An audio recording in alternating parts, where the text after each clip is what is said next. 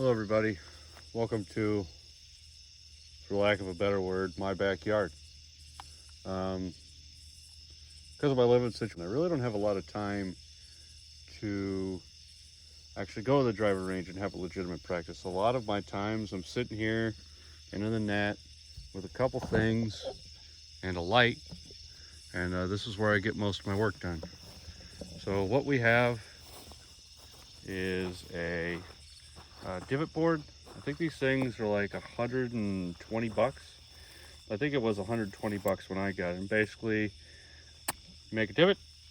Divot shows up in white. And if you want to hit again, you can smooth that out. Now, these do go bad. The divot board company, they make these are inserts. So they're Velcro. They come out, and then you can put a new insert in. So I like that. That kind of tells me what my divots are doing and kind of direction-wise. I also have some sort of an alignment tool. I also have a launch monitor. This is the Voice Caddy SC300i. It's about, I think it was about $500 when I bought it. I bought it when they just came out with it. And then the only other thing I do is I measure strike location. That's just any kind of tape. You could also use foot spray. Foot spray will work just as well. So, but with this setup, I know how far it's going, I know where on the face it is, and I know what my divot looks like. With those three pieces of information, I could figure out what the ball flight's doing. So that's what we're gonna do first. I got 7 irons. We're just gonna hit a couple 7 irons, see what's going on, and then we'll work on some things that my coach told me to work on. So.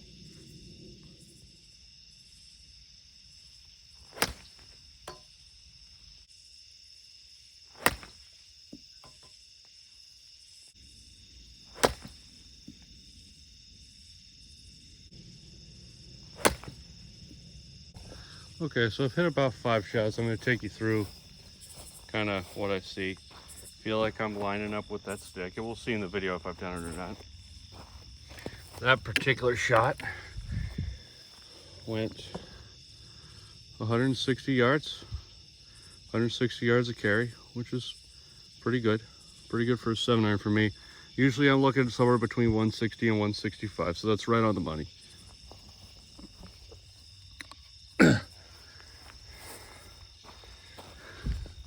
The ball was here, and the divot starts afterwards. As you can tell, my divot board's getting kind of bad. I'm probably gonna have to get another one.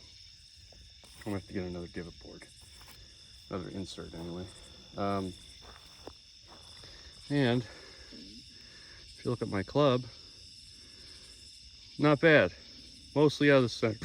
Mostly out of the center. This is a TaylorMade P790, so it's kind of a forgiving club. With that kind of dispersion pattern on the face, I don't really notice any difference feel-wise or distance-wise. So that's pretty good grouping for me. We're gonna go ahead and we're gonna move on to some of the things that we've been working on. Okay, so if you notice, the only thing that I've really added here is this little pool noodle.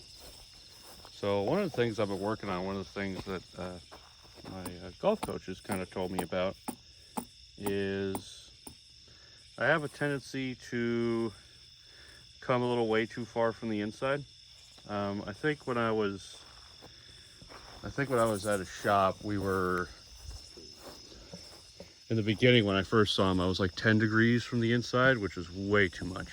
And from there I went to 6 degrees. The goal for us is 2 degrees from the inside because we want to be a little bit from the inside. A draw is my normal shot shape, so we would like to keep that.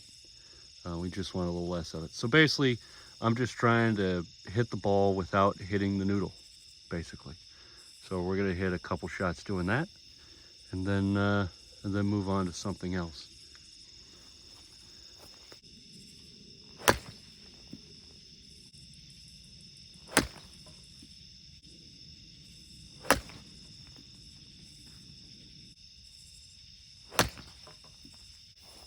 Okay, so obviously this is a condensed version.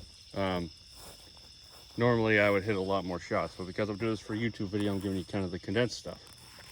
But normally I would hit about 60 of these, 20 with a 7-iron, and then I'd alternate clubs. I'd do like a 9-7-5 kind of mix up, random club, pick one, or then hit 5 shots, go to another club and do the same thing. This is a YouTube video, we're not going to do that. So there's the 7-iron shot. We've got 1 or 2 shots out from the toe. That's usually my miss. My miss is usually toe bias, and it just makes a draw more. And then we see the bulk of the shots being actually a little right of center. That's to be expected, especially when I have this. On the inside of the shot, on the inside of the club path. You would see, you know, because you don't want to hit it, you'd see your club path go a little bit more that way. So not a big deal. We're gonna move on to something else. Okay, so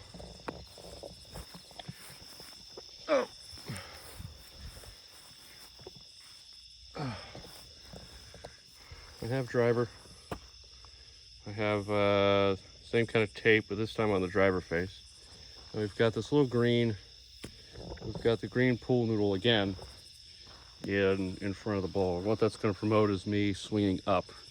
If I swing up into the ball, I will miss the pool noodle. If I don't, I'm probably going to hit it because it's a good 3 inches above where I'm going to tee this ball up. So what we're actually going to try and do for me with this driver is the opposite of what I'm trying to do with the irons. So we're actually trying to come more from the inside, because coming from the inside is going to promote swinging up into the ball, and we shouldn't miss this. We shouldn't miss this pool noodle. We should also see on the launch monitor a difference in spin rate. And we should also notice a difference in launch angle. The launch angle is going to be higher. Launch angle will be higher, spin rate's going to be lower. So we're going to see if that's what happens. That's what should happen anyway.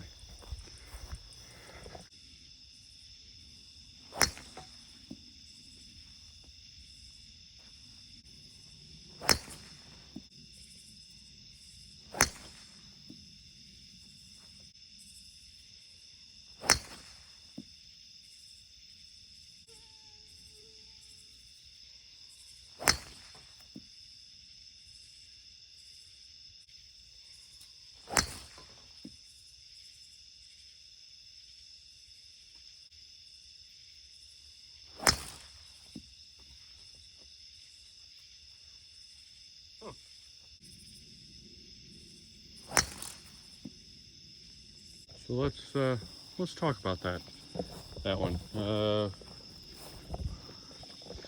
So right there we have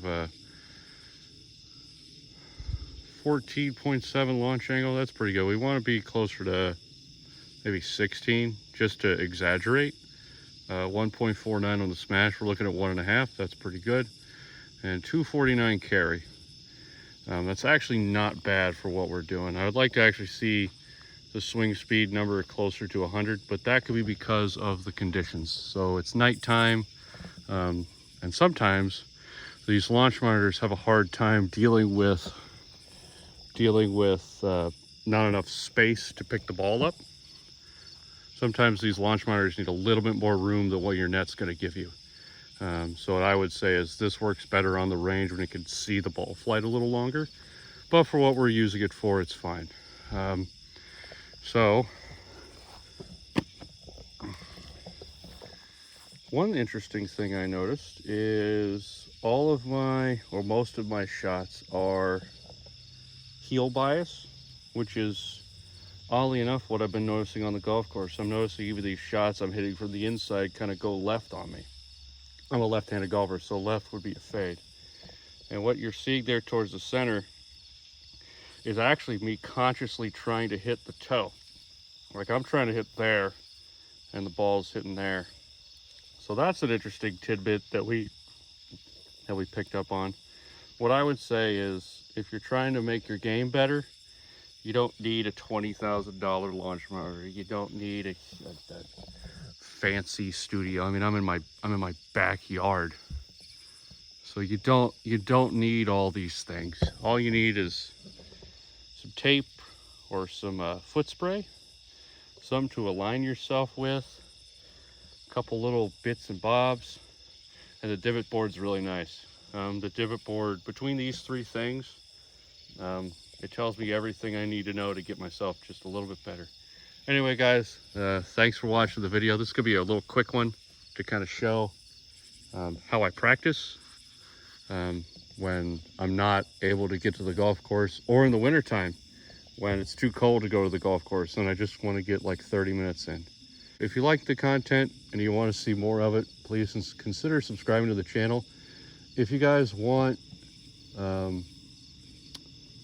help with your golf swing, I mean, if you have a fault that you are having troubles with, I'm not a PGA professional, but I am basically a scratch golfer. I have seen a lot of swings, and you know, you don't get to where I am without having some understanding of what happens when it goes wrong and how do you fix it. So with that being said, this is the East Coast Golfer.